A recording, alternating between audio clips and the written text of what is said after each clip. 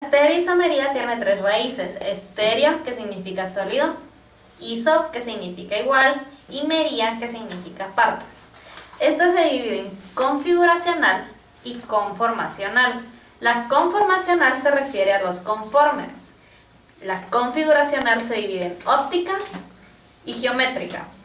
La óptica se divide en R y S.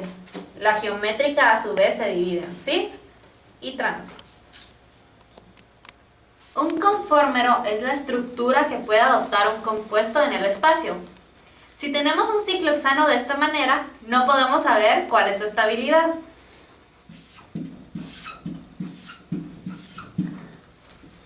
Para hacerlo, necesitamos analizar sus diferentes conformeros. El ciclo hexano normalmente utiliza dos conformeros: el de bote y el de silla.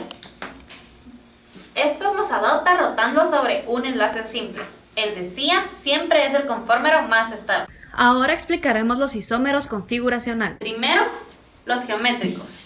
Estos se dividen en cis y trans, y en otros dos tipos de conformeros, Z y E. Un compuesto cis quiere decir que ambos sustituyentes se ubican hacia el mismo punto en el espacio. En un ciclo, este se puede ver mediante la utilización de líneas discontinuas o cuñas. Las líneas discontinuas quiere decir que está hacia atrás, como en este ejemplo, mientras las cuñas significa que está hacia adelante. También se puede ver en una fórmula lineal. Solo es necesario asegurarnos que ambos de los sustituyentes estén hacia atrás o hacia adelante. Contrariamente, en un compuesto trans, los sustituyentes se ubican hacia lados diferentes en el espacio. Eso quiere decir que en un ciclo sería una línea discontinua y una cuña, y en una fórmula lineal, un sustituyente se ubicaría hacia arriba y otro hacia abajo. Ahora, regresando a los compuestos cis, explicaremos los isómeros Z.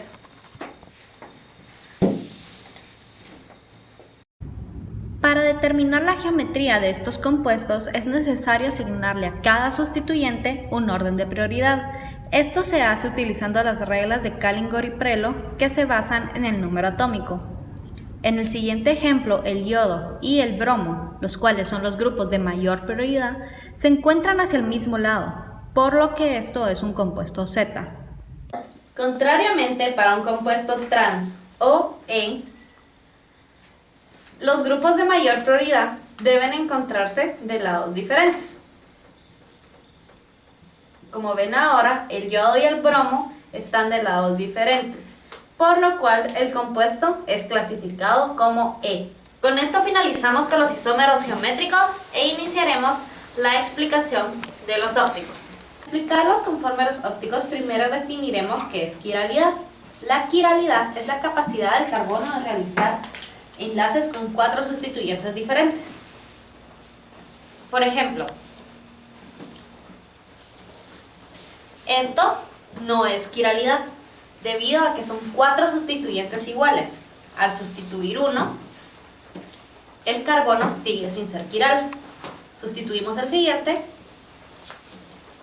pero aún existen dos sustituyentes iguales, cancelando la quiralidad. Finalmente, al sustituir uno último, convertimos un carbono en un centro quiral, lo que le da capacidad óptica. La configuración relativa. Esta clasifica los compuestos como D o L. Por ejemplo, la siguiente molécula. Esta es una molécula X.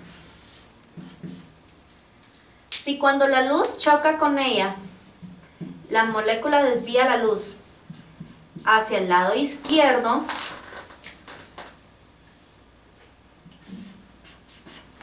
esta es conocida como una molécula L.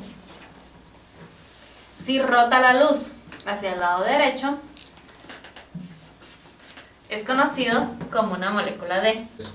Contrario a la configuración relativa, que solo puede determinarse mediante un experimento, en química se utiliza la configuración absoluta. Esta se determina utilizando las reglas de Callingor y Prelog. Al igual que en los isómeros geométricos, se le asigna a cada sustituyente un orden de prioridad. Luego, este orden se compara con el sentido de las agujas del reloj. Si es el mismo sentido, es un compuesto R. Si el sentido es contrario, es considerado un compuesto S. Además del modelo anterior, se pueden usar proyecciones de Fisher para determinar la configuración absoluta. Esto funciona exactamente de la misma manera. Se asigna un orden de prioridad, se compara con el sentido de las agujas del reloj y en base a este se da el nombre al compuesto. Tenemos con los enantiómeros. Los enantiómeros son un tipo de estereoisómeros en los cuales los compuestos son imágenes especulares. Esto quiere decir que son imágenes vistas en un espejo, por lo que no son superponibles. Para el siguiente ejemplo necesitamos que recuerden que cualquier carbono en azul tiene una configuración absoluta R, mientras que un carbono en celeste tiene una configuración absoluta S.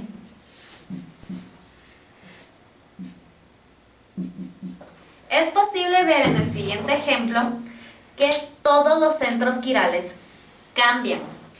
Estos compuestos son enantiómeros. Ahora, los diasterómeros. Estos son compuestos que no son superponibles, pero tampoco son imágenes especulares. Esto quiere decir que puede cambiar 2 o 3 centros quirales. Por ejemplo, en esta molécula, si este centro quiral permanece como S, tendremos un diasterómero. Como una subdivisión de los diasterómeros, tenemos los epímeros. En estos compuestos solamente cambia un centro quiral en la molécula. Por ejemplo, en esta molécula podemos ver ahora que solamente el primer centro quiral es diferente, mientras los otros dos permanecen iguales. Nuevamente les pedimos que recuerden que cualquier centro azul es R y cualquier centro celeste es S. Un mesocompuesto es aquel que, a pesar de que presenta carbonos quirales, es un compuesto aquiral, porque si se parte de forma transversal, el compuesto en una proyección de Fisher contiene simetría, por lo que es finalmente la misma molécula.